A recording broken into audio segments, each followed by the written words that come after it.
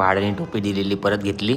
तर सुप्रभात मित्रमंडळी, आपल्या घरात अजून एक 4 पायाचं मांजर आलंय. एवढी कमजोरी की तोंडातून आवाज पण निघत नाही. ती 4 पायाची मांजर आणि हा 2 पायाचा पांडा आणि आपली बहीण. आपल्या आईच्या बहिणीचा बारका मुलगा. काका त्याला त्रास देत होते म्हणून गेले पप्पा त्यांच्या पोलीसमध्ये घाबरून राहायचं थोडं. लालच बुरी भाला आहे बघा, एक चांगली भेटली तर एक फेकून दिली. असं कळलं पोलीसमध्ये शांत बसले. काका माझ्याकडेच बघत होते. नंतर जसं मी बाहेर गेलो तर हा डॉवर बिवर चेक करत होता. घोडा बिडा ठेवला नाही ना, म्हणजे पप्पाला सांगायला. बहीण बोलते नाही ठेवला, हा चांगला पोरगा. ह्यांची काहीतरी मीटिंग चाललेली पप्पाची आणि त्या काकाची. जसं बाहेर गेलो ह्यांची परत एक मीटिंग चालू झाली. विषय खूप गंभीर होता म्हणून आपण मोठ्यामध्ये गेलो नाही. बाबूला नीट बाय पण करता येत नाही, बोट बंद करून.